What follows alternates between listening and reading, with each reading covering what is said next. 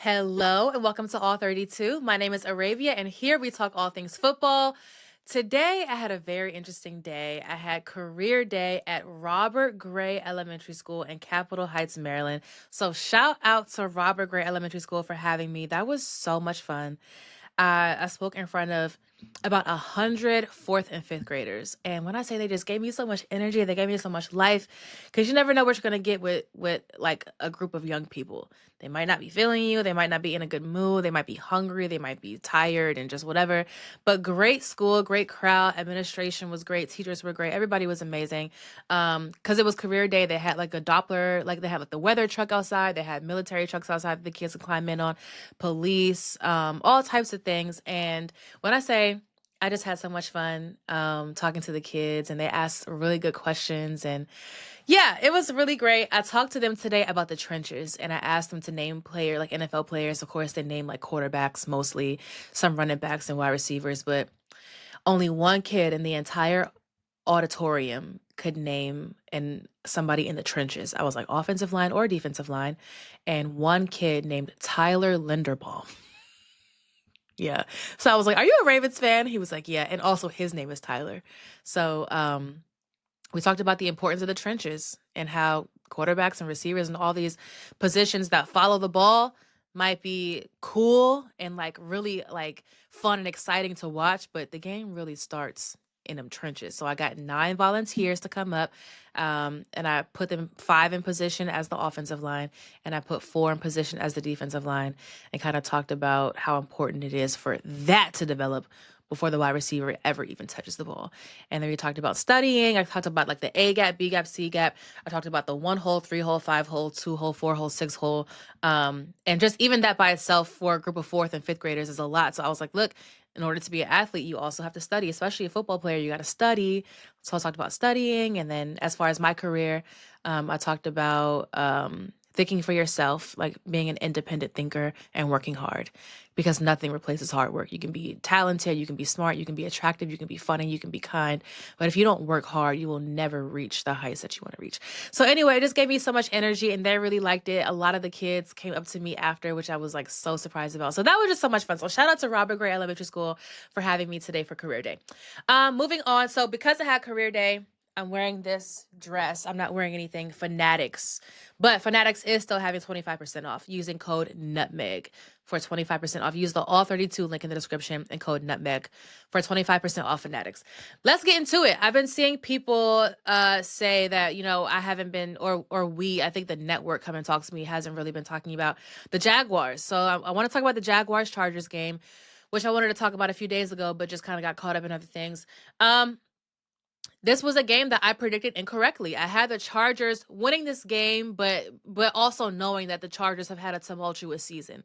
Very up and down, flashes of good, flashes of bad. Like, you just kind of don't know exactly what you're going to get it from the Chargers. So I said the Chargers are going to win. They did not. The Jaguars won that one. Trevor Lawrence has never lost to Justin Herbert. He's 3-0 against Justin Herbert and the Chargers. And before you guys say, Trevor Lawrence doesn't play Justin Herbert, he plays the Chargers defense. Yes, I know. But just as a statistic, when quarterbacks are competing for who can put more points on the board to win the game, no, they're not directly competing against each other, but just as a stat, like Trevor Lawrence and the Jaguars have never lost to Justin Herbert and the Chargers.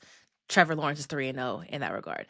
A lot of people are also discovering Justin Herbert's brother, Patrick Herbert, who is a tight end for the Jacksonville Jaguars, which is funny because if you're kind of like late to the game, Patrick Herbert went to Oregon.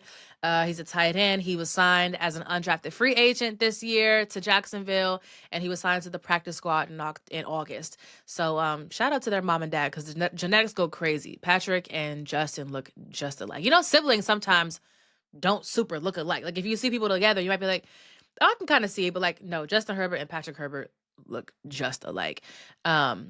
Yeah, so it's funny seeing the internet. A lot of the internet discovered that Justin Herbert has a brother who is also in the NFL.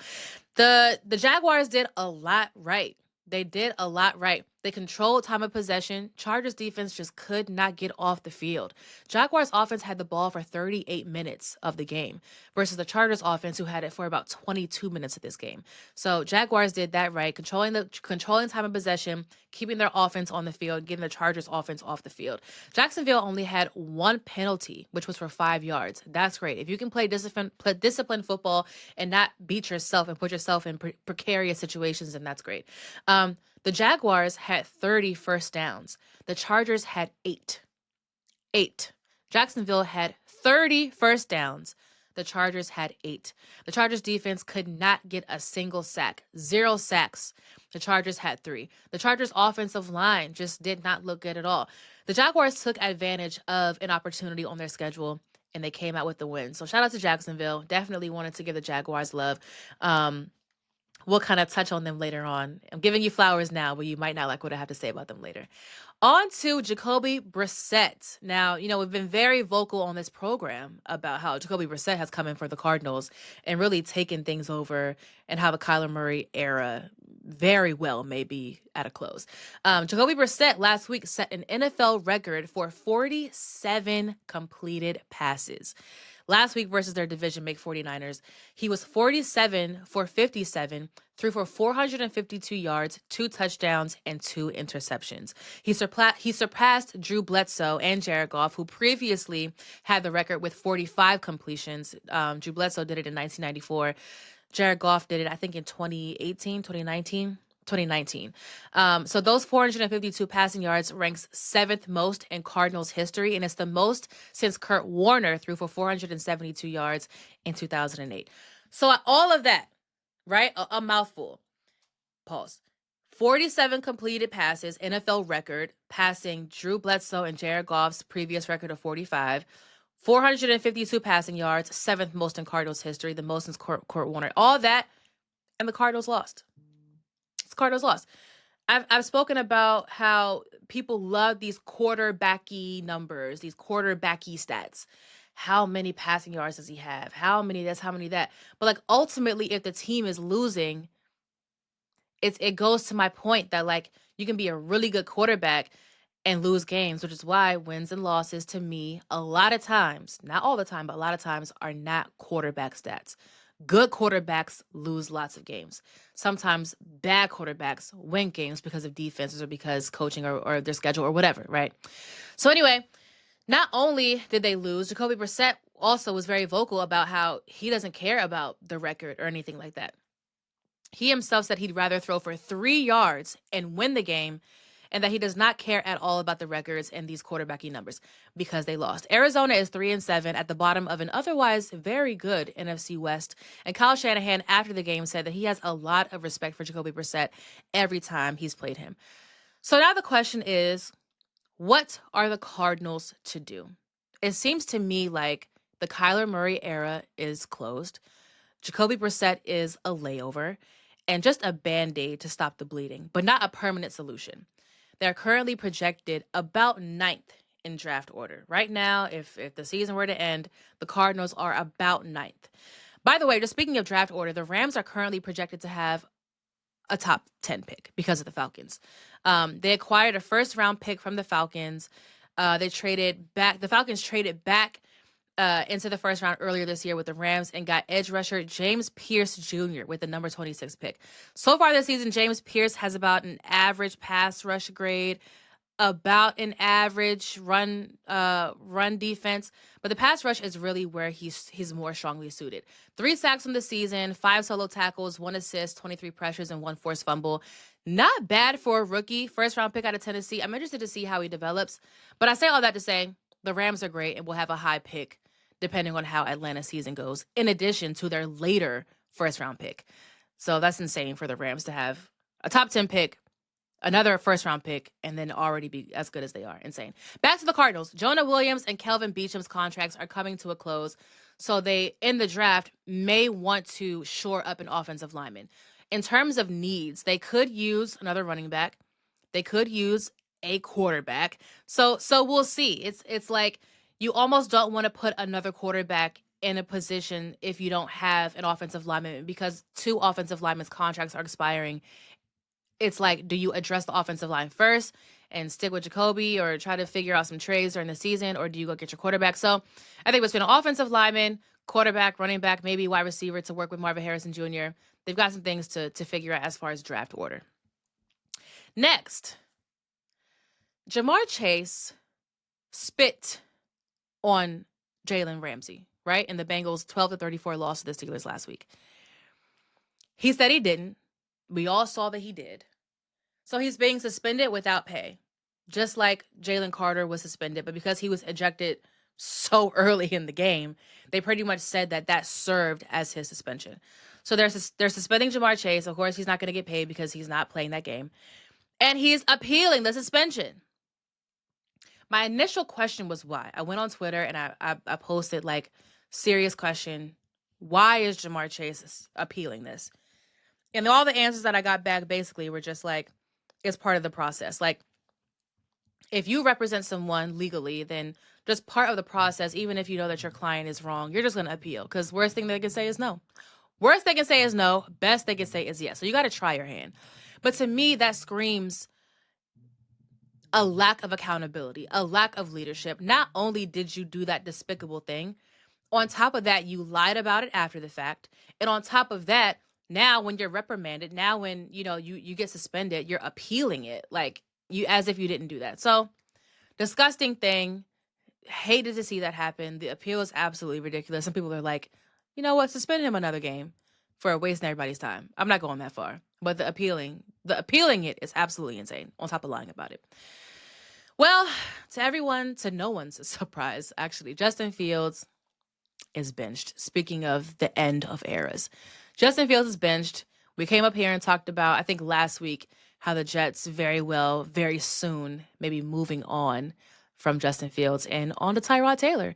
And I said that Tyrod Taylor's injury was saving Justin Fields because clearly Woody Johnson, owner of the Jets, was like, we can't win no games with Justin Fields. And then Tyrod got injured. And then, of course, Justin Fields has to play. So now it is official. Tyrod Taylor will be QB1, at least moving forward this season. 2-7 through 9 starts for Justin Fields. Last week against the Patriots, he completed 15 of 26 passes for 116 yards and a touchdowns. The Jets rank last in the NFL with about 140 yards of offense per game. It's time. It's beyond time. We see how these vets come in slanging the pill. These vets are coming in slanging the pill. So, will Tyrod Taylor lead the Jets to more wins? Just because of increased quarterback play, maybe. I'm not ruling it out.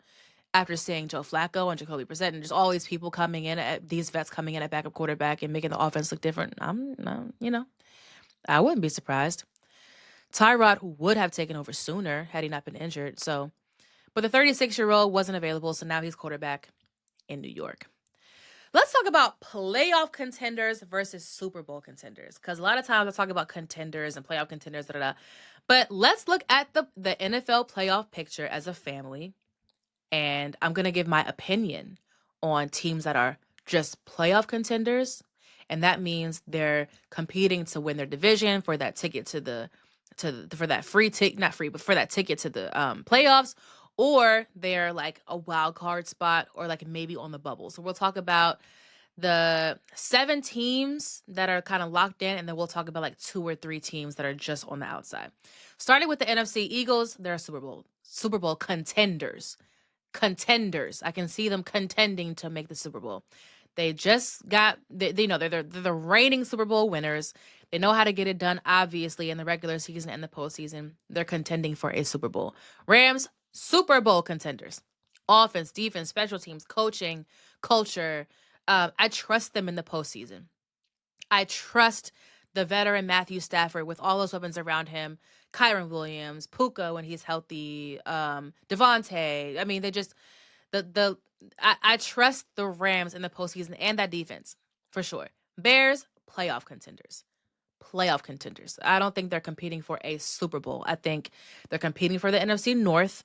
They're trying to win the division, make it to the playoffs, but I don't see them like making a deep playoff run in any regard. Buccaneers, Man, playoff contenders. The only reason why is because I think at some point injuries are like catching up to them. Fully healthy, they're Super Bowl contenders. Fully healthy, in my opinion, the Bucs are Super Bowl contenders. If not, playoff contenders. And it's not because they're a bad team. It's just at some point the injuries really are just catching up to them. Seahawks. Ooh. Seahawks, I gotta say, playoff contenders until I'm proven wrong. I would love to be proven wrong. The offense, I'm impressed, but I want to see it in the postseason. Defense, I think, can pretty much get it done in the postseason. I trust defenses in general more than I trust offenses. Offenses tend to be more volatile. So I'm going to say the Seahawks are a playoff contender until proven otherwise. Packers, playoff contender. I'm not impressed by the Packers. 49ers, I can't make the injury argument about the Bucs without also making you bet about the 49ers. I'm going to say playoff contender. But man, Brock Purdy's back. They've got, some of their key pieces back now. I'm going to say playoff contender. I don't really trust them this year in the postseason, but they could make a little run. They can make a little noise in the postseason, but I don't see them getting to the Super Bowl. Let's go to teams on the bubble. So the Lions, they got to prove it to me. I'm gonna say playoff team. Panthers, no, playoff contenders. They're trying to win their division, competing with the Bucs. They're playoff contenders, but they ain't not doing nothing in the postseason. Let's go to the AFC. Broncos, Super Bowl contenders. Super Bowl contenders because of the defense. I don't necessarily think Bo Nix is going to play lights out for the rest of the season and in the postseason. I don't super believe in that offense, but that defense absolutely can carry them at least to a conference championship game. Super Bowl contenders. Patriots, playoff contenders. I just got to see it in the postseason. I think they've had, let's look at their schedule, actually, because I think I feel about the Patriots the same way I do about the Packers, which is not their fault. They don't handpick their opponents every week. Their schedule is what they are, but I'm not super impressed with their wins. The Raiders beat the Patriots, first game of the season. Patriots beat the Dolphins, not impressed. Steelers beat the Patriots, okay? Patriots beat the Panthers. Patriots beat the Bills. Now, even though it's a division game, and anything can happen, I think that's still good. Patriots beat the Saints. They beat the Titans. They beat the Browns. They beat the Falcons. They beat the Bucs. Good game. They beat the Bucs, and they beat the Jets. So I'll say the Bucs game, even though they're injured, still the Bucs game, Bills game. That's it. Those are the only two games. So, yeah, I feel exactly the same way that I feel about the Packers as how about the Patriots. Because there are only two games on the Packers schedule that really kind of indicate to me that they are ready to face some of these tougher teams come later in the season. Same with the Patriots. I think they've taken advantage of their schedule as they should. I think they've accumulated the wins that they should have accumulated, which is what good teams do. But until I see something more impressive and more indicative that shows that they can really compete against these better teams in the postseason, I can't just give it to them like that. So to be determined with the Patriots. So right now, I'll just say playoff team. Colts. Who, man, oh man. This one really, really has me on the fence. On one hand, they have had some impressive wins. On the other hand, I still got to see it in the postseason because as good as I think this defense is, as great as Daniel Jones and this offense looks and coaching is in the regular season, the postseason is just a different beast. So they got to prove it to me in the postseason. Not saying that they can't do it. Same with the Patriots. I'm not saying the Patriots can't do it. I just got to see it. So as of right now, I'm saying that the Colts are playoff contenders. Steelers, playoff contenders. I haven't been impressed by their play this year. They may make it to the playoffs if the Ravens don't creep up in there, but I don't see them making it to the Super Bowl. Bills, their play also hasn't been great, hasn't been stellar this season. But man, if Josh Allen doesn't have a chip on his shoulder, man, if Josh Allen isn't able to take this team and really put it on his back and stack wins when he really, really needs to. It is what it is. We talked about the Chiefs-Broncos game and how bad the Chiefs really needed that win. It's in their division. They're trying to accumulate wins to try to make it to the playoffs because right now they aren't in the playoffs. The season were to end today. So they have to accumulate wins to get in there. Chiefs needed it. They couldn't get it done. But the Bills are kind of in the same situation. The Patriots are at the top of that division. They're kind of competing with them to get in the playoffs. So because of Josh Allen, I'm going to give them, but they haven't proven anything in the postseason either. They just keep getting stuck behind the Chiefs. But the Chiefs are no longer, at the moment, a factor. I'm going to say Super Bowl. But if you disagree, I'm not mad at that. If you disagree with me about the Bills, I see your point as well. So I can't be mad either way. Chargers, playoff contenders. They're just so unreliable. You can't trust the Chargers. Playoff contenders. And Jaguars, playoff contenders. They're winning games. 6-4 record is great. Second in the AFC South. But I don't believe in them in the postseason. All right, just on the outside of the AFC is the Texans. Playoff contenders. They're just trying to make it in their division. They're third in the AFC South. Chiefs, playoff contenders. If they can make it, they might try to pick up steam in the postseason, but that's a big if. That's a big if. And Ravens, second in the AFC North, only one game behind the Steelers, playoff contenders. They got to prove it in the postseason too. As much as I love Lamar Jackson, I kind of got my eye on John Harbaugh. I think a lot of people give Mike Tomlin slack for being like mediocre, right? And how a lot of Steelers fans are like happy with just being over 500. Like Mike Tomlin has always had them over 500. And people kind of give that narrative to Mike Tomlin and the Steelers. But it's like, like, oh, is Mike Tomlin on the hot seat because the Steelers can't get past this threshold?